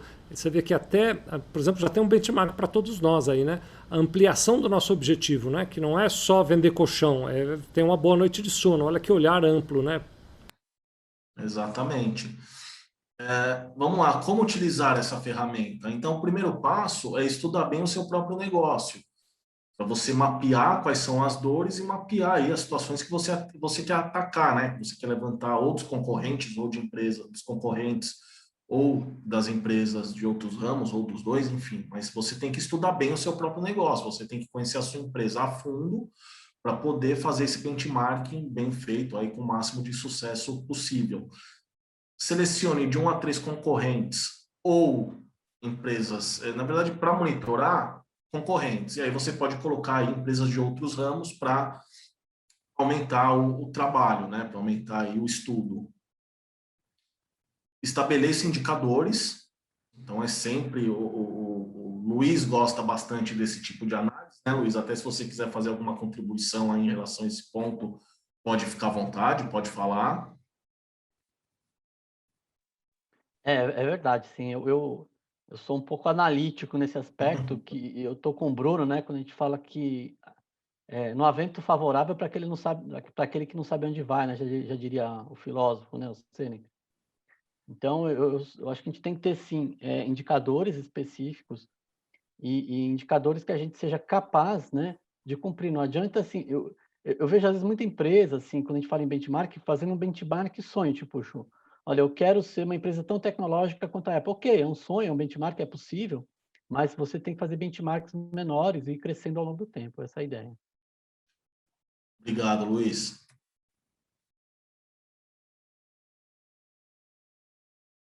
Tem os dados para análise, né? Então, sempre anotando, enfim, realmente montando um trabalho sério, né? Tem que ser um trabalho muito bem analisado, muito bem, com muito critério, porque senão ele acaba ficando solto. Então, é o que o Luiz acabou de dizer. Se você não tem tudo isso na mão, se você não tem os números na mão, se você não tem essa análise crítica, acaba trabalho meio solto e aí você não tem o direcionamento correto. Então, obtenha sempre os dados aí para analisar. Compare e analise as informações coletadas. Então, você tem ali de 1 a 3 concorrentes e mais as empresas de outros ramos. Então, você compara os números, né? Analisa isso com critério para poder começar a direcionar aí o plano de ação que você vai montar. Agora, então, você analisa todas essas informações e monta o plano de ação. Então, aonde eu quero chegar e como eu quero chegar lá? Como que eu vou fazer para chegar lá? Entendeu? Então, esse com base em todo o trabalho feito, você vai chegar no plano de ação. E aí você começa a executar, igual o Luiz falou, se o seu sonho for muito grande, você vai executar pequenos trabalhos até chegar no resultado final. O que você pensa sobre esse slide, Felipe? O que você acha aí sobre análise de concorrentes, de não concorrentes, enfim, como que você vê toda essa situação? Ricardo, eu vejo que tem uma frase que eu gosto muito, né? Que assim, a gente não consegue analisar nada quando a gente está dentro da situação, né? Então, é muito importante a gente se ver fora um pouco, né? O Vicente, que a gente acompanha bastante, né? Nos conteúdos que ele tem gerado aí, né? É uma pessoa que está muito para frente, né? Ele citou alguns exemplos em outros negócios que não tem nada a ver com contabilidade, e essa mentalidade que a gente tem que plantar dentro do negócio, né? Essa cultura. Então, quando a gente sai do escritório, aí volta um pouco lá no começo aquilo que falou com relação a gente estar o Vicente falou algo sobre estar afogado nos e-mails, né? A gente está no operacional. Sair um pouco, né, do escritório, sair um pouco do operacional e é isso, ver o que o concorrente está fazendo, ver o que a Câmara Setorial, aqui a gente tem a Câmara Setorial aqui em São José, promovido pela SECOM, né, que é uma reunião por mês com alguns temas, né, diferentes a cada mês, com vários contadores também de outros negócios. Então, é uma fonte, né? A Câmara também é uma fonte. Então, é isso que eu acho. Eu acho que a gente tem que, às vezes, sair um pouco para ter esse olhar de fora, né? Perfeito, perfeito. Pensar fora da caixa, né, Felipe? A Esther vai passar um outro vídeo para vocês agora, tá bom?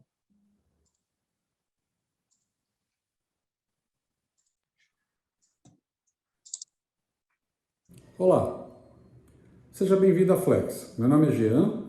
Flex é uma empresa 100% nacional que há 18 anos desenvolve soluções para a casa inteligente, tanto aqui no Brasil como no mundo. Estamos presentes em mais de 10 países nos 5 continentes. Que tal uma visita no nosso showroom?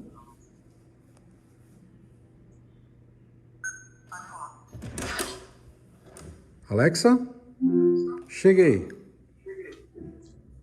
Aproveite e estarei aqui com seus dispositivos Flex para te ajudar. Temos uma linha completa de iluminação, áudio, vídeo, entretenimento, sensores de gás, sensores de proximidade, linha PET, persianas, climatização. Venha nos visitar e deixe a Flex surpreender vocês. Alexa, até logo. Aproveite. Estaremos Flex e eu cuidando da casa até você voltar.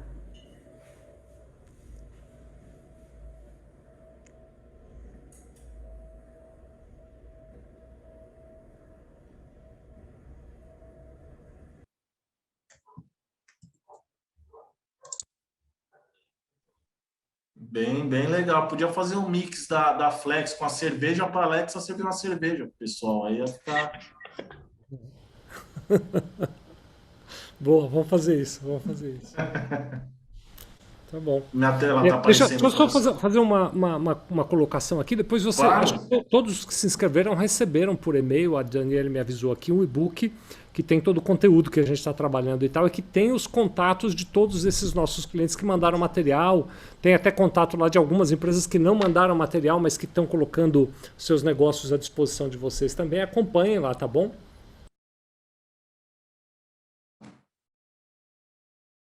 Partindo para o próximo slide. Então, quais são os principais tipos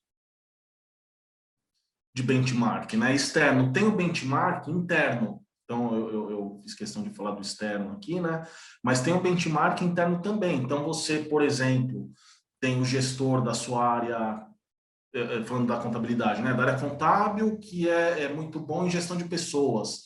O gestor do DP é muito bom em gestão de processos, por exemplo. Você faz um benchmark interno para melhorar ali, para eles trocarem experiências e melhorarem as dores um do outro. Então, também tem o benchmark interno, que é tão importante quanto o externo, né? É um trabalho que pode ajudar bastante também aí as empresas e os empresários.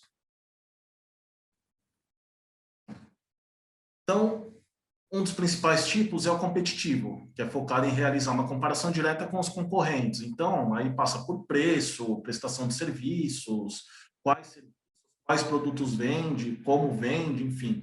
É uma análise direta. E aí, voltando lá no que o Luiz Soares falou, aqui tem que ter cara de pau, não tem jeito, né? Então, mais uma vez falando, o benchmarking é algo positivo, não é algo negativo, antiético ou coisa do tipo, mas aqui é um benchmark direto, que você vai falar direto lá com o seu concorrente para ver algo que você está com dificuldade, se ele está tendo sucesso ou não, como que ele faz, enfim.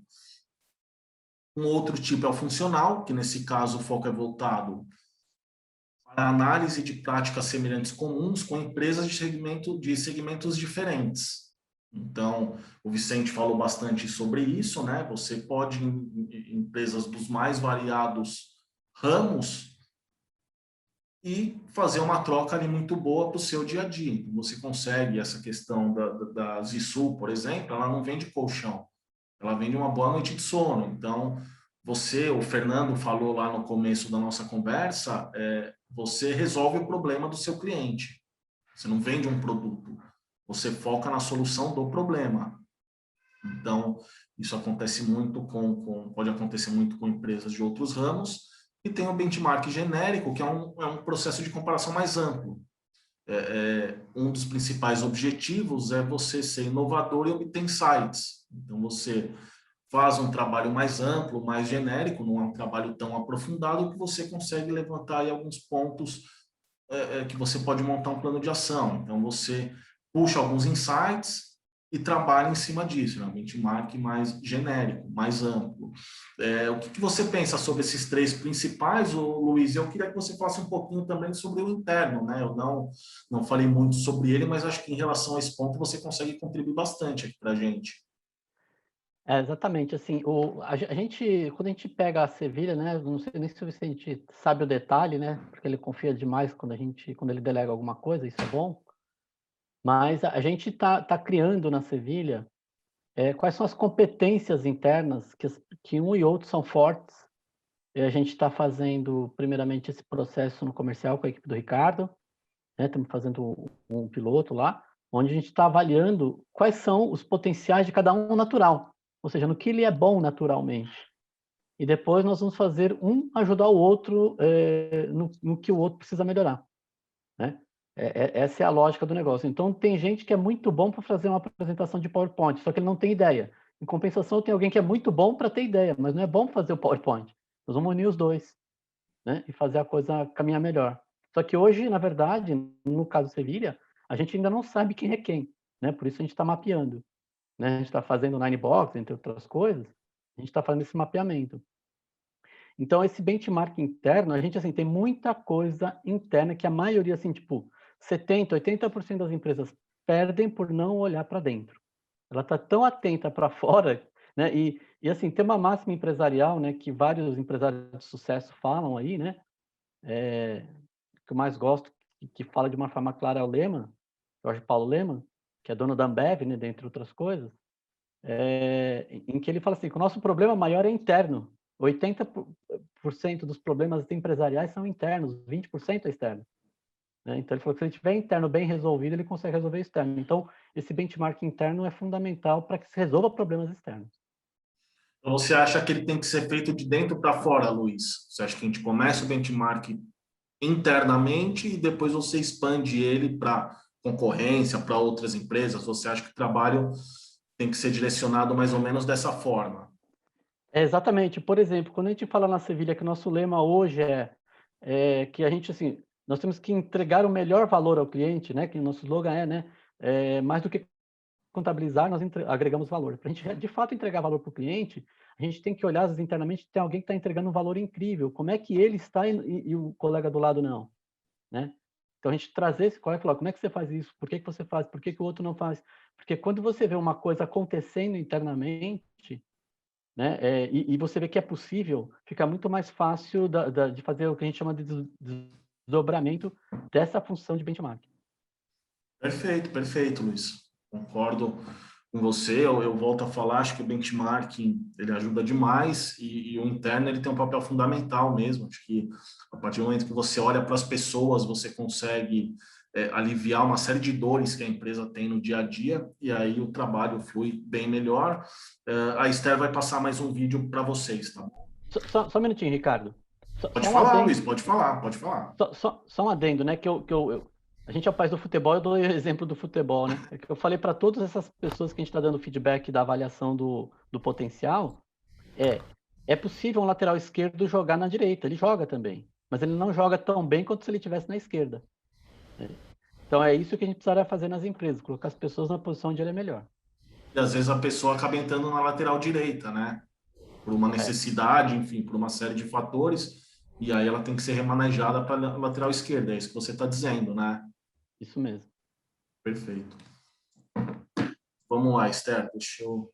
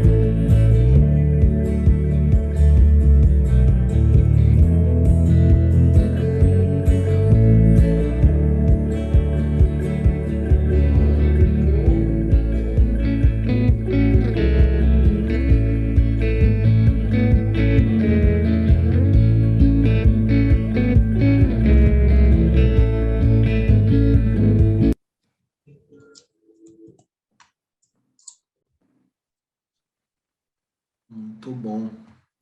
Só para lembrar, né, o Ricardo, os contatos de todas essas empresas e de algumas que não estão no material que a Esther vem passando aqui, estão no e-book que vocês receberam por e-mail, pega lá, tá bom?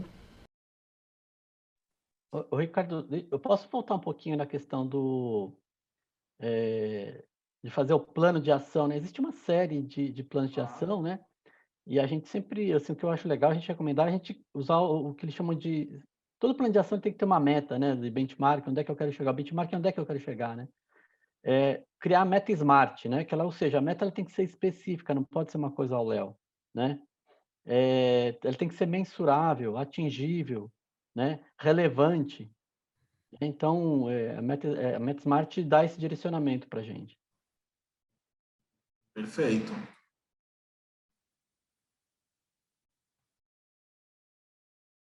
Um dado aqui, até eu queria que o Vicente falasse um pouco sobre isso, né? Acho que ele tem um conhecimento bacana para agregar. São abertas no Brasil em torno de 700 mil empresas por ano. Desse número, 6 em cada 10 fecham antes de completar 5 anos. E um dos grandes motivos é a falta de planejamento estratégico. Então, por que eu trouxe esse dado? Porque o benchmarking é uma das vertentes aí, né? Uma das iniciativas que o empresário pode e deve tomar para evitar virar estatística. Então, o benchmarking ele é muito, muito proveitoso. A gente acabou de ver, inclusive, que tem um benchmarking interno que pode auxiliar demais aí as empresas e os empresários. E até olhando para esse número, né? Que você olha, é um número assustador. Acho que ninguém abre empresa para fechar em 10 anos, né? Quando o empresário abre uma empresa, é um sonho ali, é o início de um sonho, que às vezes vem de anos. Então, o benchmarking, assim como diversas estratégias que a gente vai falar aí ao longo dessa semana, ele é fundamental para a empresa não virar estatística, né? A gente não cair nesse triste número que está aí na tela. O que você pensa sobre isso, Vicente? Ricardo, meus amigos, essa estatística de empresas que fecham, ela é triste, mas tem uma outra estatística que é igualmente triste, viu, Ricardo, e que acho que vou trazer só para complementar, né? Nas empresas que não fecham, os estudos mostram que uma empresa pequena brasileira, uma pequena empresa brasileira que sobreviva a essa tragédia que é 6 em cada 10 fecharem antes de 10 anos, as 4 que não fecham faturam 5 vezes menos do que uma empresa pequena nos Estados Unidos. Então, mesmo quem sobrevive performa mal de uma maneira geral no mercado brasileiro, né? Isso tem várias razões para acontecer, tanto o fechamento da empresa, quanto aquelas que sobrevivem, mas que têm um desempenho menor do que o potencial podia ter, né? Eu quando falo desses assuntos, com frequência a gente acaba ouvindo coisas assim do tipo, não, mas nos Estados Unidos o ambiente de negócio é outro, lá a realidade é diferente e tal. Não é apenas isso, não é. Porque lá também tem, para quem já estudou, e eu já tive a oportunidade de estudar, lá também tem uma carga tributária que é pesada, tem aspectos de complexidade de operação, lá também tem marcos regulatórios complicados, né? Não é simplesmente aquele estigma de que não, mas no Brasil tudo é mais difícil, não é isso não. Eu acredito que o principal fato que justifica essa diferença entre desempenho de empresas fora do Brasil e de empresas no Brasil é a questão da preparação para o negócio. É o olhar, e você trouxe isso muito bem, né? É a falta do planejamento estratégico para executar suas atividades. O empresário brasileiro, aliás, não é só o empresário, né? Você pegar os profissionais todos, por exemplo, a gente atende, você sabe disso, Ricardo, e vocês estão aqui conosco, têm contatos com esse público também, né? Nós atendemos muita gente de áreas cujo nível de conhecimento específico da profissão é muito grande, como, por exemplo, médicos, advogados, poderia trazer aqui até mesmo engenheiros, estou vendo o Gerson aqui com a gente, engenheiros e outros, que eles se formam nas suas faculdades para conhecer profundamente a sua profissão. Muitos vão virar empreendedores, mas nunca foram preparados para ser empreendedores.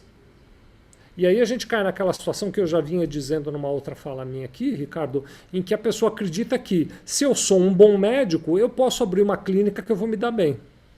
E ele pode ser um excelente médico, mas abrir uma clínica depende de coisas além da capacidade dele de atuar como médico. Depende da capacidade dele de gerir pessoas, ou de se relacionar com fornecedores, ou de planejar as finanças da empresa dele, ou de compreender os impactos tributários do negócio dele, ou de entender legislação trabalhista, ou de compreender como ele vai fazer marketing. São muitos os desafios para o qual aquele médico, estou usando o médico como um exemplo, mas serve para qualquer atividade. Você que é empreendedor e está me vendo aqui, pode colocar isso na sua atividade cotidiana. Você precisa entender de muito mais, né? Estou vendo o Hélio aqui, por exemplo, lá da Princesa. Acabou de aparecer para mim aqui na tela o nome dele, né? Então o Hélio entende de fazer cerveja, mas ele já descobriu que precisa entender de muito mais do que de fazer cerveja, né?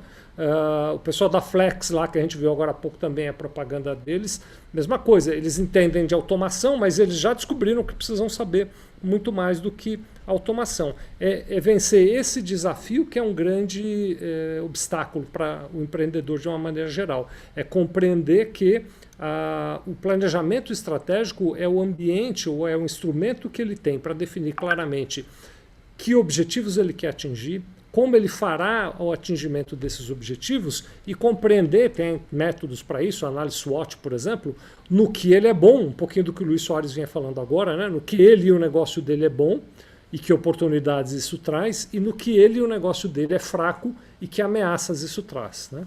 Esse tipo de análise é muito importante e o empreendedor nem sempre dá atenção para ela, né? Vou voltar, me repetir aqui, né? Às vezes o empreendedor acha que a melhor coisa que eu faço é produzir. Então é comum você ver o empreendedor focado demais no negócio dele sem levantar a cabeça para fazer coisas como um benchmark e entender como outras empresas de sucesso conseguiram vencer esses desafios, né? Vale a pena. Só queria comentar, Ricardo, eu estou com bastante desejo de fazer essa observação aqui. O benchmark saudável é aquele benchmark em que você deixa claro para a pessoa com quem você está conversando que trata-se de uma conversa de benchmark, né? É diferente, colocado. Ricardo, eu sei que ninguém aqui que está nesse grupo faria isso, mas é diferente de eu ligar para um concorrente meu e fazer de conta que eu quero comprar o produto dele só para ver como ele vai me atender. Isso não é benchmark, né? Benchmarking eu posso até ligar para um concorrente meu e dizer, olha, eu sou Vicente da Sevilha Contabilidade, eu tenho uma empresa de contabilidade, queria trocar ideias com você sobre contabilidade. Topa? Você me conta e eu te conto? O que você não quiser me contar eu respeito, o que eu não quiser te contar eu também respeito. Todas as vezes que eu me aproximei de empresas para fazer benchmarking, Ricardo, com esse diálogo, a receptividade é muito maior, porque eles compreendem claramente que é uma reunião de troca, mas todas elas fazem um pedido de reciprocidade. Eles dizem, tá bom, nós vamos sentar para conversar e eu vou te falar do meu negócio, mas eu quero que você me fale do teu. A gente vai trocar então. Eu te digo como eu faço aqui, você me diz como é que você faz lá. Você me ensina e eu te ensino, a gente aprende junto. Perfeito, perfeito, é isso mesmo, muito bem colocado, Vicente. Acho que o Luiz quer falar alguma coisa, Luiz? Não, Ricardo, eu só coloquei as palminhas para o Vicente aí, uma coisa... Perfeito. A Esther vai passar mais um vídeo para nós agora.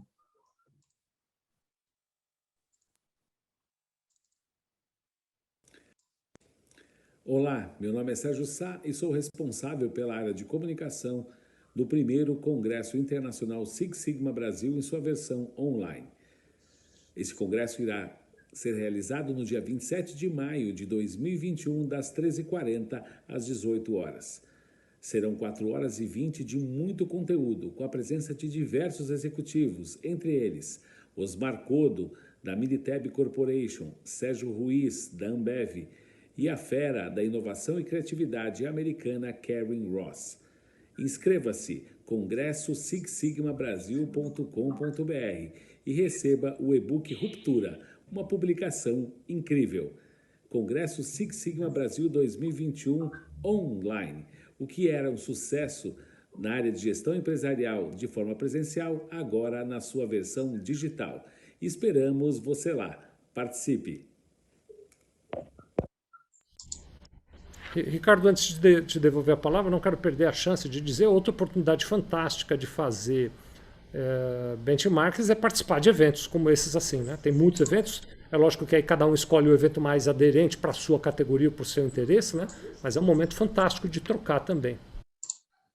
Muito bom, Vicente. Então, ainda sobre esse slide, o Jorge, que é nosso franqueado lá de Mogi das Cruzes, é um franqueado antigo também que nós temos, né? Eu queria que ele desse uma palavrinha, queria ver o que ele acha aí do que foi falado até agora, mais especificamente sobre esse slide aí. Ele também pode contribuir bastante aí com o nosso bate-papo.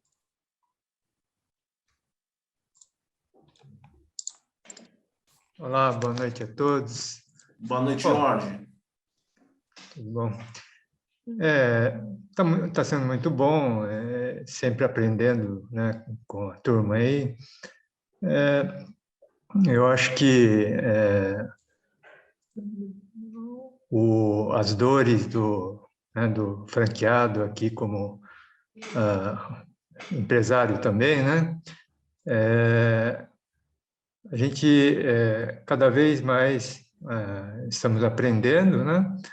E tudo isso que foi dito aí até agora é pertinente. Eu acho que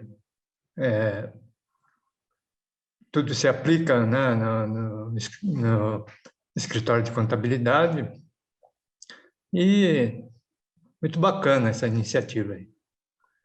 Estou gostando.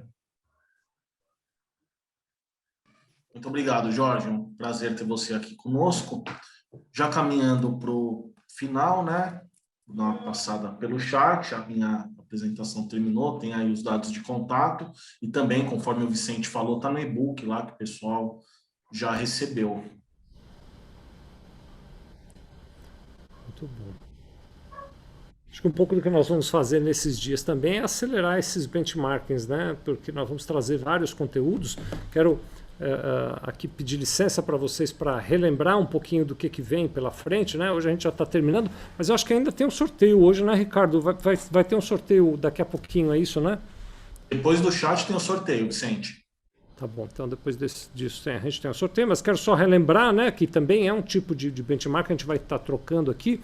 Amanhã, que é o dia 18 de maio, nós vamos ter a primeira parte da conversa falando sobre imersão em vendas e a segunda parte da conversa falando sobre os atalhos para redução de custos.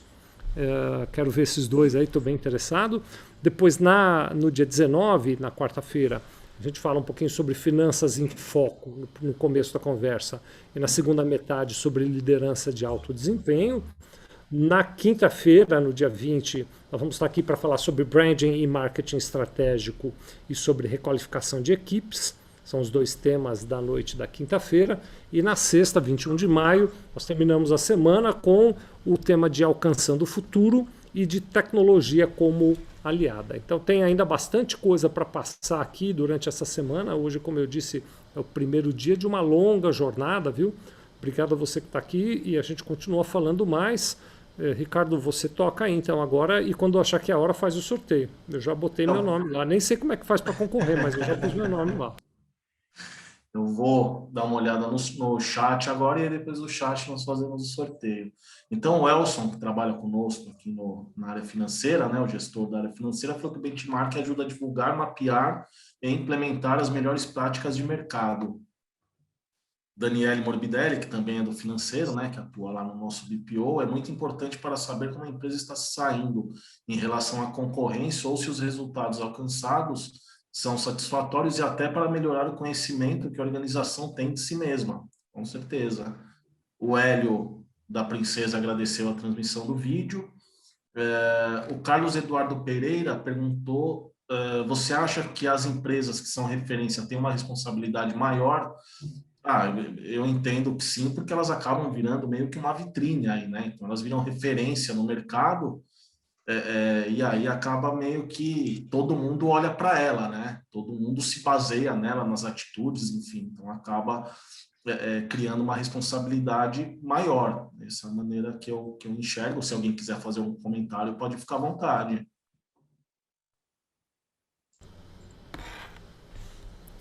Ô, Ricardo, eu só quero fazer assim, uma rápida colaboração. Eu entendo que sim, né? Que as empresas que são referência acabam tendo uma responsabilidade maior como um papel de influenciador, né? Mas eu também entendo que a inovação e a disrupção deixa muito claro ao longo da história que às vezes quem está no topo cai também, né? E que então a gente, quando faz benchmarking, isso não precisa significar que a gente foi lá e aprendeu uma prática e diz, então agora eu vou fazer igual porque ele é referência. Porque às vezes a gente copia algo que está começando a dar errado, né? Estou aqui pensando assim, exemplos muito claros, né?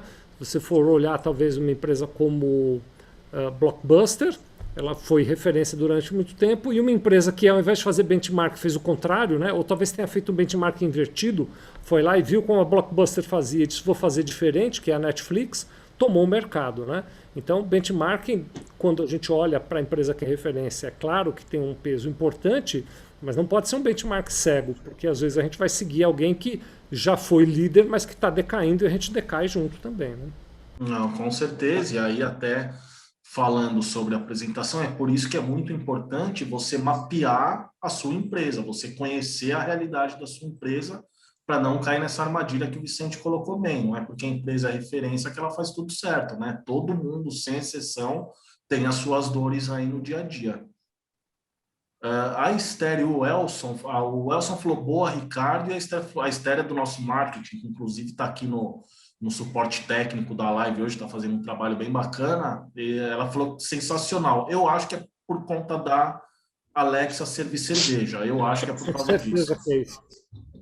Outra coisa, Ricardo, complementando o que o Vicente falou, a gente brinca, né, em RH, é bem comum, né, principalmente nas grandes corporações, ter uma estrutura para isso, quando não contrata-se consultoria, da gente fazer o benchmark de recursos humanos.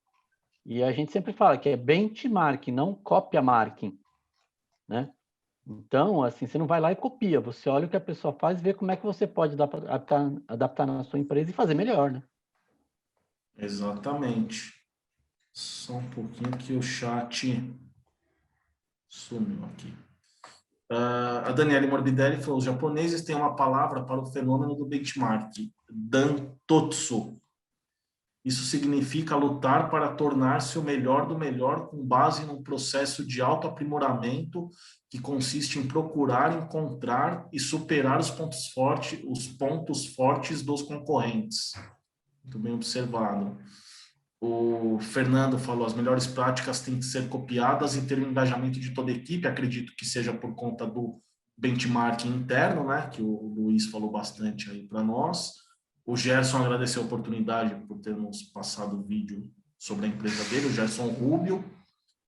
A Esther perguntou se tem alguma ferramenta de planejamento estratégico que nós recomendamos. Aí o Luiz Soares respondeu GPD, o gerenciamento pelas diretrizes. É uma metodologia antiga, mas de bem fácil entendimento e aplicação para o pequeno empresário. Ô, Ricardo, deixa eu colaborar nisso aqui, né? Que inclusive tem um dos módulos dessa ferramenta. Existe uma ferramenta da OMI que se chama Simbiose. Para quem não conhece, eu recomendo que conheça, simbiose.omi.com.br. Ela faz todo o planejamento estratégico, inclusive o módulo de GPD, que é de gestão por diretriz, né? É uma ferramenta bem bacana, é a ferramenta que a gente usa na Sevilha e que a gente recomenda aí como ferramenta principal para planejamento estratégico, viu? Muito bom. O Gerson Rubio escreveu, essa é a minha atual situação. Se eu não estiver enganado, foi quando o Vicente estava falando da questão da falência das empresas. Acho que foi quando ele fez essa comparação com as empresas americanas. O Hélio Moura escreveu muito mais, eu também acho que foi no mesmo momento. O Elson elogiou o nosso e-book. E o Otávio falou que é todo um conjunto para fazer benchmarking. Tem que ter controles, medir os números e entregas. Sem os números você não consegue fazer, comparar, projetar e evoluir, tanto interna quanto externamente. É isso mesmo, Otávio. Foi a última mensagem aqui do chat, agora nós vamos para o sorteio, né? Me passaram que é um certificado digital modelo A1. É isso mesmo? O Gerson escreveu, foi na questão que acredito ser um bom técnico, mas como empreendedor tenho muito a aprender, justamente. Então, a Dani confirmou aqui, para mim é um certificado digital modelo A1, vai ser sorteado agora. Acho que a Esther assume o sorteio. Para o Hélio, agradeço aí a oportunidade de bater esse papo com vocês. A responsabilidade grande de falar depois do Vicente, né? Que a régua fica lá em cima, mas deu para bater um papo legal aí com todo mundo. Agradeço todo mundo que participou, agregou. Tem bastante gente aí acompanhando e é só o começo, né? Conforme o Vicente falou, essa semana vai ter muita coisa bacana aí para a gente acompanhar. Obrigadão, viu, pessoal? Bom, obrigado a você, Ricardo. Mais uma vez, parabéns a toda a equipe da Sevilha, o próprio Elson, a Daniele, a Esther e todo mundo que trabalhou para organizar o evento de hoje. Obrigado a vocês todos que participaram. Amanhã, 20 horas, a gente está aqui de novo para mais um bate-papo. Mesmo roteiro, né? A gente tem um primeiro tema, um breve intervalo para mostrar conteúdo dos nossos clientes e depois um segundo tema no final do dia e termina com um sorteio. Obrigado de novo. Esses materiais todos vocês têm lá no e-book. Se por acaso não receberam, entre em contato com a gente que a gente manda de novo o e-book para vocês. Boa noite, beijo no coração de todos. Até amanhã.